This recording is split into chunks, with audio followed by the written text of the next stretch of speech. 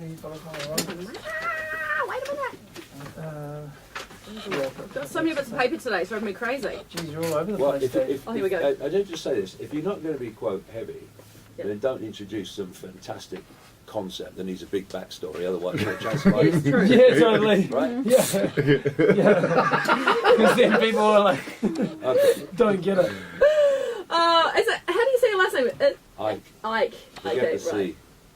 He is one of the world's most famous conspiracy theorists. But is he? See, I'm a Is he? conspiracy theorist as well. You were just suspicious. David Icke is here for his worldwide Wake Up tour in New Zealand. And David, hello, how are you? I'm all right. I'm a bit tired, actually. It's been a long few weeks, but yeah, I'm good.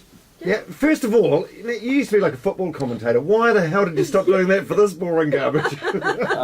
Well, first of all, it's not boring. Secondly, it's not garbage. And I stopped doing it because I got rheumatoid arthritis, which is Right. not actually a great way of stopping footballs, really, when you've got arthritis in your hands. Right. Really. Ooh. The thing about conspiracy theorists, by the way, that's what's thrown around all the time. Conspiracy theories, conspiracy theory. That actually came from the CIA and is still being repeated.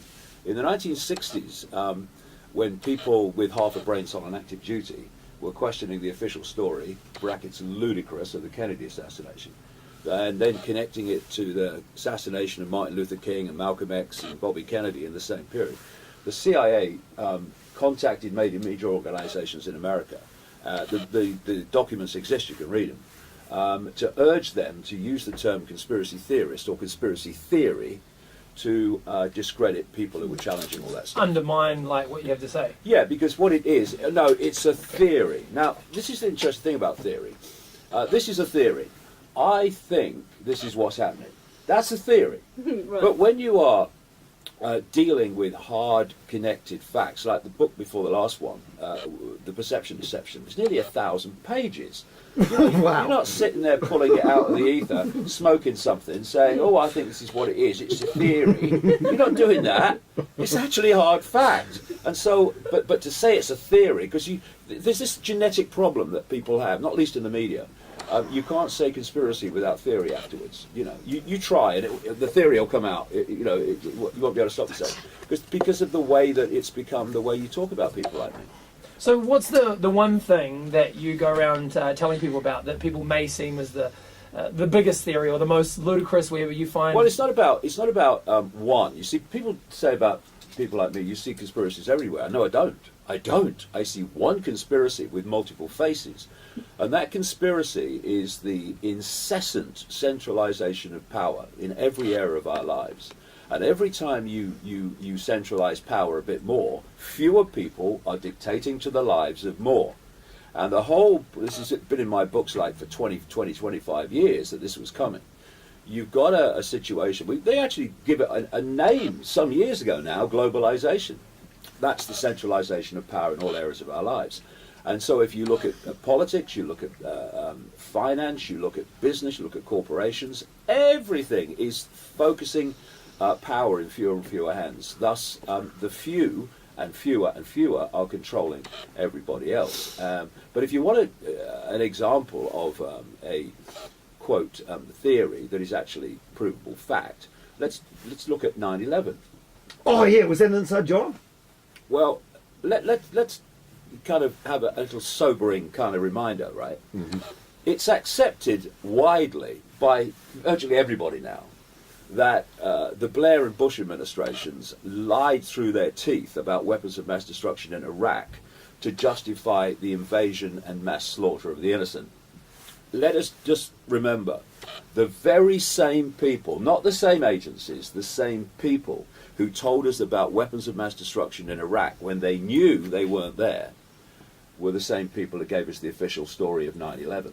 Let's also remember that it was 9/11 that was the trigger that led to the sequence of events that's led to the catastrophe, including the invasion of Iraq, catastrophe in the Middle East. And I show in the talk in Auckland on Saturday, and I show in my books, in detailed, documented fact, how there is a seamless process or movement of events from 9/11 right through to present day.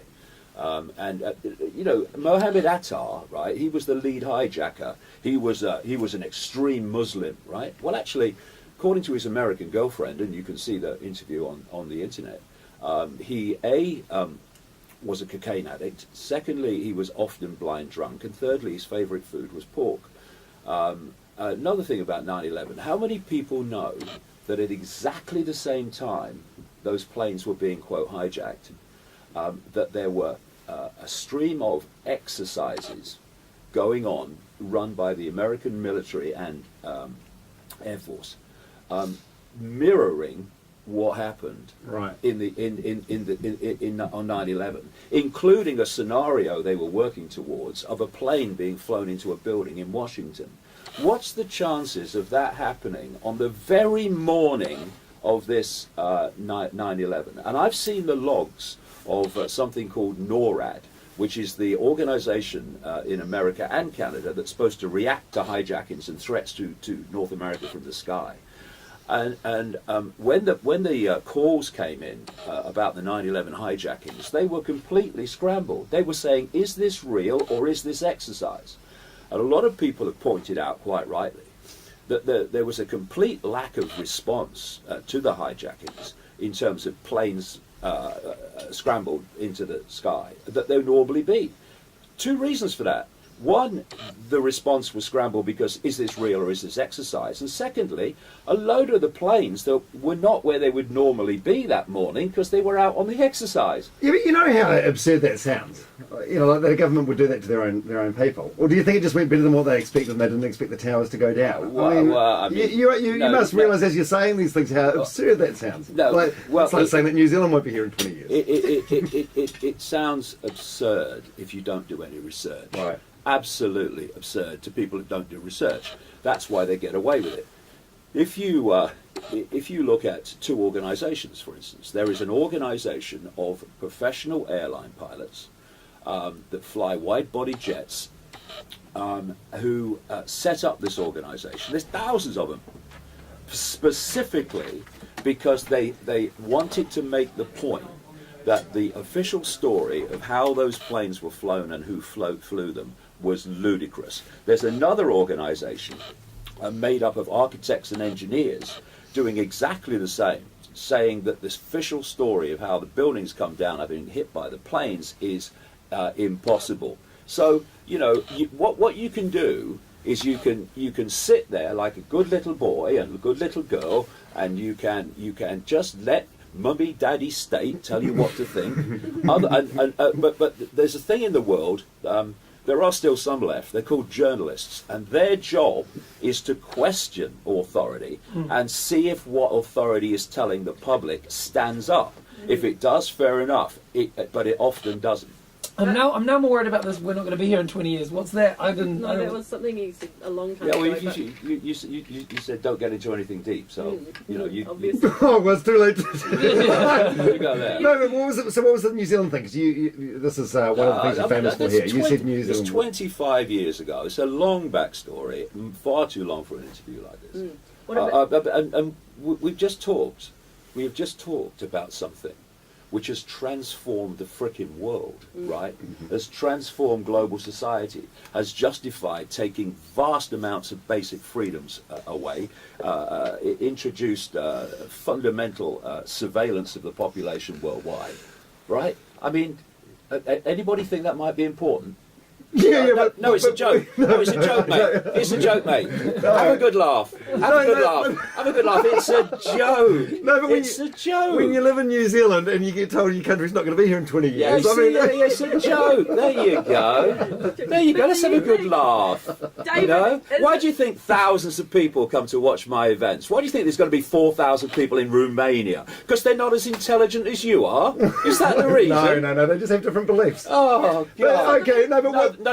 No, I tell you what they are. No, but this was a fact. This is a fact that you had wrong. You said New Zealand wasn't going to be here in 20 years, and you were doing a show. They have the self-respect to do some research. Right, but you've kept, even after saying New Zealand wouldn't be here in 20 years, you're coming here to do a show. Isn't it a little embarrassing?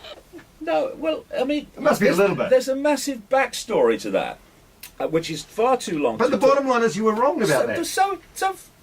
And Well, what's to say you're right about 9/11 being an inside job? All right, so all these pilots and all these architects, they're talking nonsense as well, right? They're talking nonsense. They've set up these organisations for nothing, right? Right? I don't. No, you don't know. You don't know. You don't know, and that's the problem. Right. And you know something else? You won't even bother to know either, and that's how they get away with it. There is a responsibility in journalism, and there is responsibility in the media, and that's to do your frickin' job of questioning when authority tells us what is and what isn't, to see if that's true. If you're not doing that, if it's a laugh, you're not doing your job, and you're letting down the people that are listening to this program. Okay, but New Zealand. But I'm a trusting person. Right. I'm a trusting person, so I just believe what the government tells me or whatever. What are you doing in the media then? Well, I'm on entertainment radio. I'm not a journalist, but I wonder: is it distrust or just like suspicion, perhaps, that you think that the government is lying? It's fact. Let me give you another 9/11 story. 1962. This is on the official congressional or the official American record. It's there to be read. It was an operation called Operation Northwoods, and it was signed off by a guy called Lemnitzer, who was the head of the Joint Chiefs of Staff that run the Pentagon during the Kennedy period in about 1962.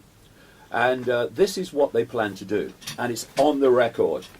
They planned to create terrorist attacks, terrorist bombs in Washington, New York, Miami, to sink ships of people coming from Cuba to America to flee the Castro regime, and to shoot planes out of the sky over Cuba, all to justify an invasion of Cuba. And when you see the detail they went to in those documents of how they were going to do this, to totally scam the people in the world to believe that all these things were done by Castro's Cuba when it was done by the American military, the Pentagon. And now you look at current events around the world. What happens every time there's a terrorist event? More freedoms are taken away, or some more innocent people with brown faces are bombed in the Middle East, right? We've got to have a bit of maturity here, because I have children, I have grandchildren, and the reason I do what I do is I don't want them to live in the world that's coming if we go on looking the other way and thinking what a freaking laugh it is. So you think most people just believe what they're told because they don't bother doing the research? Yes, exactly. They don't bother doing the work. Exactly that. And what people that come to my events are people who've done their own research, and therefore think, hey, this is something in this. Why are people on their feet at the end of 12 hours in Perth and Sydney and all these other places? What, because they've heard a load of crap for the last 12 hours? No, because it's made sense. Okay, but back to the New Zealand thing. You know, you made the statement, and look, we're doing okay. Oh, God, man. You know, oh, dear. What? No, you said that you thought New Zealand would disappear 20 years ago. I'm so glad there are at least some journalists in the world. You not being one. No, but this is this is the one thing you're not answering. On and on. You're going on about things that we haven't even brought up, but this is the thing you're not answering, and here you are in this country that you said would disappear. There's a big backstory to that, which I explained at the start of the talks, actually. So people will be able to see that on Saturday. It's too long to talk about here, and especially, what is that all you can talk about? Have you got another question about what's going on in the world? Yeah, the moon landing, was that real or fake? I have no idea. Right. Okay. What about were the All Blacks poisoned at the World Cup where they got beaten in the final by South Africa? I have no idea. It was Elvis, alive or dead? You see, here we go. Do you think the end of the world is actually coming, and that all of humanity will be wiped off? No, I don't. What I do not only say is coming. I mean, open your flipping eyes and just watch what's happening to the world. We are heading into a world that would make George Orwell wince. In fact, George Orwell and Aldous Huxley, Brave New World, were not coming totally from their imagination. Because they knew each other. Huxley taught Orwell French at the elite Eton College near Windsor Castle, where the royals go. And there is a projected agenda for the world, and if you access it, you can predict in theme and much detail where the world is going, unless there's an intervention to stop it. And that's why Orwell, with his police state and his endless war. What is the endless war? The war on terror. When do you know war on terror has ended? You don't. It's an endless war. And Huxley, with his psychological drugs and genetic projections for the future, the reason they have been shown to be so accurate in terms of unfolding events is because they weren't coming completely from imagination. Is it frustrating going through life when you have done this research and you have these beliefs and then you, I don't know, rub shoulders with someone like say Dom, and people that doubt you, whatever? You seem very angry. No, it's not about doubt. It's not about being doubted. It's the lack of research you see in people. Sorry, I don't have time to read your 1,000-page books in anticipation of this interview. No, you can't. No. I'll wait for the movie to come out. But you can actually look at the world in a bit more of a expanded way instead of just accepting the official story without question. That is another alternative. Yeah. So you give people something to think about. Yeah, that's the point. And if you think that the electromagnetic spectrum is 0.005% of what exists in the universe according to mainstream science, and visible light, which is the only frequency band that we can actually see in a world that we call the world we see, is a tiny fraction of the 0.005%. And even in that sliver of frequency that we can actually see, this planet, compared with the projected size of the universe, is about equivalent to a billionth the size of a pinhead. Do you think there might be more to know than we know? I think there might be. Oh, Randall's a religious guy. So he believes that there's an afterlife. What are your thoughts on that? Absolutely. You think so? There's not an afterlife, there's a continuation of life, that's what it is. Right, what do you mean exactly? Eh? What do you mean exactly?